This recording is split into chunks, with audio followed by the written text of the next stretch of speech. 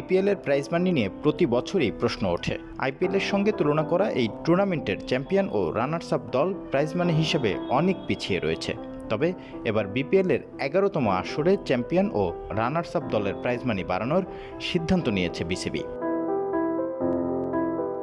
এবছর বিপিএলের চ্যাম্পিয়ন দল পাবে 2.5 কোটি টাকা, যা আগে ছিল 2 কোটি টাকা।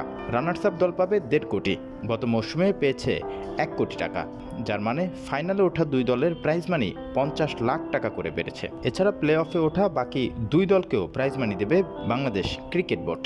অতীতে তৃতীয় ও চতুর্থ স্থানের অধিকারী দলের জন্য কোনো অর্থ পুরস্কার বরাদ্দই ছিল না। এবছর সেরা চারে যেতে পারলেই মিলবে প্রাইজ মানি।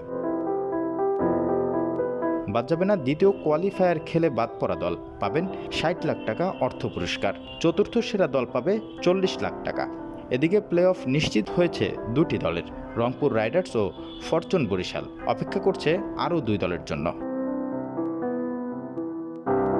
বিপিএলের রাউন্ড রবিন লিগের খেলা বাকি আরও 2 দিন। প্লে অফের লড়াই শুরু 3 ফেব্রুয়ারি। এদিন এলিমিনেটর ও প্রথম কোয়ালিফায়ার ম্যাচ অনুষ্ঠিত হবে।